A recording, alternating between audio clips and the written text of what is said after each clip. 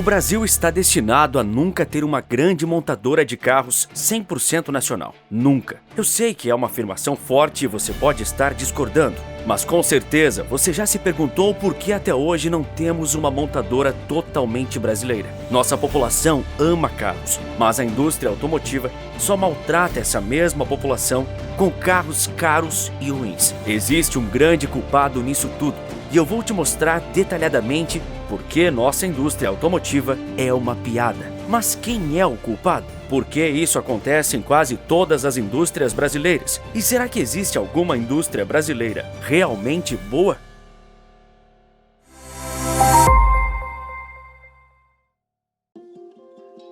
Existe uma demanda constante por carros no Brasil. 200 milhões de pessoas que detestam o sistema de transporte público de suas cidades e querem escapar deles o máximo possível. Dessa forma, comprar um carro é visto como uma conquista em nosso país, abaixo apenas de comprar uma casa na lista de sonhos de consumo da população. Com tanta demanda, é de se espantar que não tenhamos uma marca nacional. Recentemente, eu postei um vídeo aqui no canal falando sobre a Lecar, uma nova fabricante nacional que quer produzir carros elétricos 100% brasileiros. Será que isso é realmente possível? A resposta para essa pergunta não depende só da Lecar. Ela dar certo seria uma surpresa, pois o grande problema é outro, é o Estado brasileiro. E por quê? Porque ele interfere demais nessa indústria e faz isso muito mal, muito mesmo. Há décadas, nossos governos, seja de direita ou de esquerda, tentam proteger nossa indústria nacional. Ora, mas ele tentar proteger a indústria doméstica não deveria ser algo positivo para as marcas brasileiras? À primeira vista, isso parece lógico, mas eu vou te mostrar detalhadamente como não é e como isso acaba sendo uma punição para as verdadeiras montadoras nacionais. Isso torna a indústria automotiva do país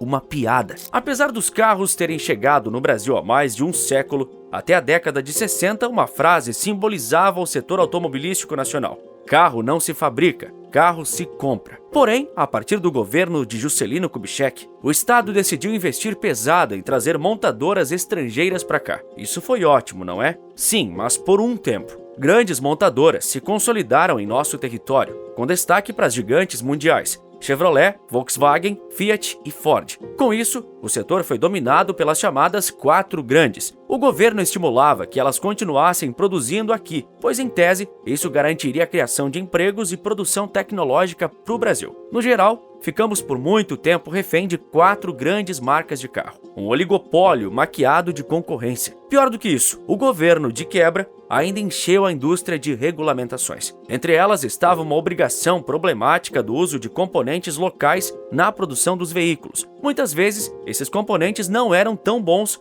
quanto aqueles encontrados no exterior. Dessa forma, eles encareciam o produto final numa busca insana de proteger a produção nacional. E o que? Pouca concorrência, muita regulamentação e pouca liberdade geram um setor defasado e caro, onde quem perde é o consumidor brasileiro. Acredite, eu ainda estou falando da década de 70 e não da atualidade. E eu nem cheguei na pior parte. Quando o governo brasileiro simplesmente proibiu a importação de carros, isso foi um desastre.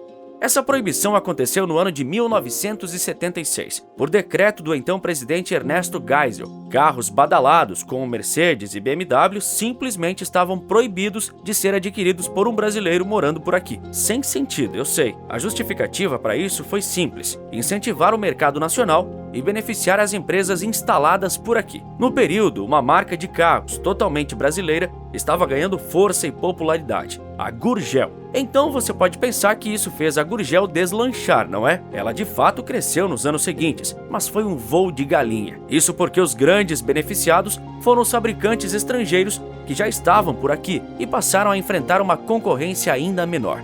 Foram longos 14 anos de importações proibidas, até que o ex-presidente Fernando Collor de Mello a derrubou. O mercado brasileiro recebeu uma enxurrada de marcas estrangeiras e o óbvio foi constatado: com a proibição, o Brasil ficou ainda mais defasado no setor automotivo. Os carros produzidos aqui eram caros, velhos e sem qualquer traço de inovação, mesmo que fossem das quatro grandes montadoras. Agora vamos fazer um exercício de observação. Até aqui no vídeo eu falei que a indústria brasileira era tomada por estrangeiras. beneficiadas pelo governo, que produziam carros caros e inferiores ao mercado internacional. Qual é a diferença para a atualidade? Sim, existem diferenças, mas os prós e contras não são assim tão distintos. Hoje, diferente dos anos 70, temos uma ampla gama de concorrência. Volkswagen, Chevrolet, Honda, Fiat, Hyundai, Citroën, Peugeot, Toyota, Nissan, Mercedes, Renault, BYD e por aí vai. Literalmente, nenhuma marca brasileira figura entre as principais. Zero,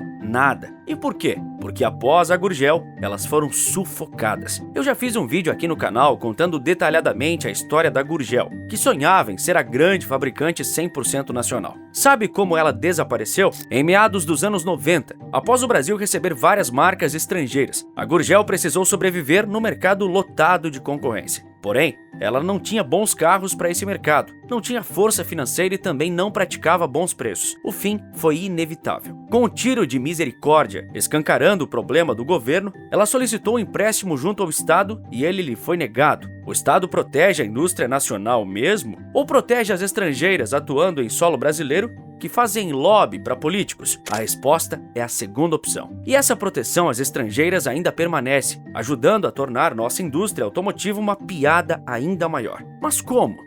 A interferência do governo em um setor pode acontecer de múltiplas formas, proibindo importações, obrigando a usar componentes nacionais, criando reservas de mercado, dando grandes subsídios e benefícios fiscais. Nos últimos 30 anos, o Brasil deu subsídios a rodo para a indústria automotiva nacional. Tudo isso enquanto também enchia o setor de regras e impostos, afetando diretamente o consumidor final. Isso aconteceu principalmente durante o governo Dilma Rousseff. A ex-presidente, em 2011, passou a privilegiar mais as montadoras já instaladas aqui. Isso foi feito ao aumentar os impostos para carros importados que não cumpriam a cota mínima de ter 65% de componentes nacionais. Essa medida afastou várias montadoras do Brasil por anos, além de forçar os consumidores a escolherem entre carros que sequer eram os melhores possíveis. Parece que inovar no Brasil é uma ofensa ao Estado. De qualquer forma, as estrangeiras já consolidadas aqui surfaram nessa onda de subsídios e benefícios tributários, mas você, consumidor, não aproveitou isso e nem vai. Pelo contrário, os preços estão altos e a tendência é continuar assim. Um carro popular pode ter até 48% de imposto no seu preço final. O governo subsidiou tanto o setor nas últimas décadas que ele se tornou muito dependente desses subsídios públicos. E como os fabricantes fazem uso desses incentivos governamentais? Elas usam para vender os veículos por um preço que seja suficiente para elas arcarem com os custos da importação de peças e tecnologias, ao mesmo tempo que mantém margens de lucro altíssimas. Assim, essas medidas acabam desestimulando os investimentos em tecnologia e inovação, que são necessários para que o Brasil consiga competir com o mercado externo. Dessa forma, fica claro que, apesar do governo querer impulsionar a indústria nacional, ele acaba fazendo o oposto disso. Você, consumidor, paga a conta pelo erro sistemático e consciente do Estado. O governo te entope de impostos, enquanto as montadoras amam margens de lucro altíssimas. Porém, você já deve ter percebido como o fracasso industrial brasileiro não se resume ao setor automotivo. Na realidade, ele se estende pela maior parte da nossa indústria. Ela é ruim, subdesenvolvida e ineficiente, longe de ser inovadora. Mas por quê? E será que nenhuma empresa se salva? Já sabemos que não depender do Estado é uma solução. Então, se você quer saber como eu faturei mais de R$25 mil com um vídeo simples no YouTube, clica no primeiro link aqui embaixo. Por muito tempo, o brasileiro amou o Estado. Via nele a salvação de todos os nossos problemas. A crença do governo ser capaz de mudar o país num curto espaço de tempo percorria todas as nossas cidades. A crença de que os políticos salvadores são capazes de melhorar a vida de todos os milhões de cidadãos. A convicção absoluta que o Estado é o grande responsável por fazer o país crescer. Sem a mão dele, estaríamos perdidos. Quem precisa de iniciativa privada quando temos o dinheiro público? Quem precisa de empreendedores quando temos políticos? Quem precisa de geração de riqueza quando o Estado pode imprimir dinheiro? Infelizmente, essa é a visão de muitas pessoas. Empreender é quase uma ofensa no Brasil. Para muitos brasileiros, o Estado devia agir feito um pai de família, uma família composta por 210 milhões de parentes. Mas essa é uma doce ilusão que afundou o nosso país. Eu sei que você, espectador, conhece bem as deficiências do Estado brasileiro. Sabe o quão corrupto e ineficiente ele é. Mas muitos outros brasileiros não sabem. Eles foram convencidos ao longo dos últimos 150 anos sobre como o governo deve protegê-los, sobre como o país deve ser abarrotado de obras públicas com a intenção de gerar empregos, sobre como as empresas devem respeitar uma série de regulamentações e burocracias, muitas das vezes inúteis, se querem operar aqui. Foram convencidos que o governo precisa de fato aumentar impostos para arrecadar mais e, assim, investir no desenvolvimento do país, como se o governo já não arrecadasse trilhões anualmente. Felizmente, a crença no Estado vem diminuindo nos últimos anos. Estamos mais cientes que ele não vai nos salvar. Porém, isso ainda não é o suficiente para impedir a ineficiência estatal de arruinar nossa economia. Não é à toa que constantemente vemos políticos falando que o Brasil precisa passar por uma reindustrialização. É uma forma indireta deles admitirem que erraram, e feio, no nosso plano de industrialização. Não foi apenas um político, mas uma coleção inteira deles. O Estado falhou com o Brasil, falhou com você. Todos os brasileiros seriam beneficiados por uma indústria forte que promove inovação. Nenhum país perde em ser inovador, mas absolutamente qualquer país perde em não produzir tecnologia de ponta. O famoso custo Brasil arruína nossas chances de alcançar esse patamar de desenvolvimento pleno. Curiosamente, esse termo custo Brasil foi dito pela primeira vez durante uma palestra da Confederação Nacional da Indústria lá em 1995. Isso foi cerca de um ano após a implementação do Plano Real. 30 anos se passaram e pouco mudou. De 2011 a 2021, o PIB do país cresceu uma média de 0,3% por ano, enquanto o PIB da indústria de transformação encolheu 1,6% no mesmo período. A indústria brasileira está defasada ao ponto de afundar nosso PIB. Assim, na competitividade global e também interna, as empresas brasileiras já começam o jogo em desvantagem. É uma situação desanimadora. Imagino que sua frustração com o nosso país só tenha aumentado enquanto assistia esse vídeo. Por isso, eu reservei o último capítulo desse mini-filme para te contar como nem tudo está perdido. Sim, existem boas empresas na indústria brasileira. Empresas que dão orgulho, uma luz no fim do túnel que nos leva rumo à inovação. Apesar do Brasil ser um território hostil que repreende o empreendedorismo com altíssimos impostos, algumas empresas ainda conseguem se destacar. Elas navegaram e ainda navegam nesse mar sempre tempestuoso chamado Brasil, onde, para sua empresa ser bem-sucedida, você precisa matar um leão por dia. Para isso, eu vou dar 2 exemplos, a WEG e a Embraer. Talvez você não conheça, mas a WEG é uma empresa brasileira fundada em 1961 no estado de Santa Catarina. Originalmente, a empresa fabricava motores elétricos, mas hoje sua atuação vai muito além. O principal vai muito além das fronteiras brasileiras. A WEG, uma empresa nacional, conquistou o mundo. Hoje, a companhia catarinense atua principalmente em setores como automação industrial, geração e distribuição energética, além de fabricação de motores elétricos e outros segmentos menores. A WEG possui unidades de produção em vários países, como Argentina, México, Portugal, China, Estados Unidos e Índia, além de filiais em mais de 135 países. Eu não estou exagerando quando digo que ela realmente conquistou o mundo. Contribui para isso sua alta capacidade produtiva e de inovação, o que é essencial para o setor energético em que atua. Afinal, a WEG investe pesado em práticas sustentáveis, com tecnologias voltadas para a eficiência energética e redução de impactos ambientais. No mundo em que vivemos, é um potencial absurdo para a empresa brasileira. Ela é frequentemente listada entre as mais inovadoras empresas do mundo em rankings e premiações do setor industrial. Tudo isso por conta de sua capacidade de fornecer soluções integradas e personalizadas para diversos segmentos industriais, o que a torna uma parceira estratégica para muitas empresas em todo o mundo. Ela é um exemplo de sucesso de uma empresa brasileira que conseguiu se consolidar como uma referência global em seu setor. Mas a WEG não é a única a dar orgulho para o povo brasileiro. A Embraer também faz isso muito bem, talvez melhor que todos.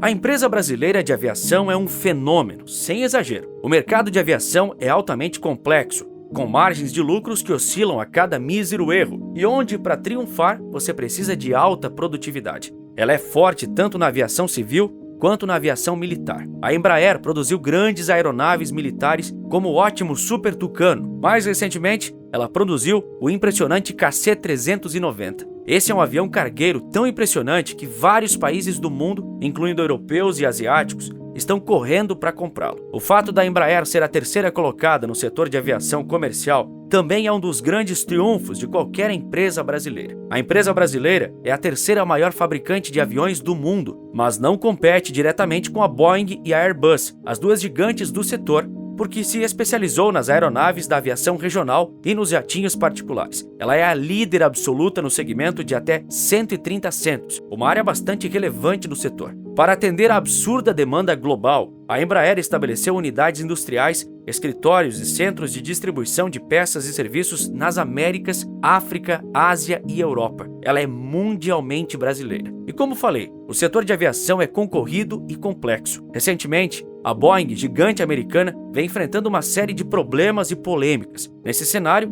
crescem as especulações de que a Embraer, de olho em se expandir, planeja produzir aviões para mais de 200 passageiros. Com isso, ela rivalizaria de vez com Airbus e Boeing. Isso faria muito sentido no momento onde a Boeing corre risco de sair do badalado top 2 do setor. Por que a Embraer não poderia desbancá-la nessa? Eu não duvido. E essas informações partiram de grandes jornais estrangeiros como The Wall Street Journal e Financial Times. Por enquanto, a empresa nega que tenha planos para realizar um investimento desse porte, mas ela afirmou categoricamente: certamente temos capacidade para desenvolver uma nova aeronave de porte maior. Com essa simples frase, fica clara a confiança que a companhia tem em si mesma, e não é para menos. Seu nível é tão alto que ela está produzindo um carro voador. Com quase 3.000 encomendas, as aeronaves, conhecidas como carros voadores, estão prestes a ser regulamentadas pela Agência Nacional de Aviação Civil. Esses carros voadores se assemelham aos helicópteros, mas são feitos para viagens de curta distância, dentro de uma mesma cidade ou para cidades próximas. Com um diferencial importante, eles contam com motor elétrico.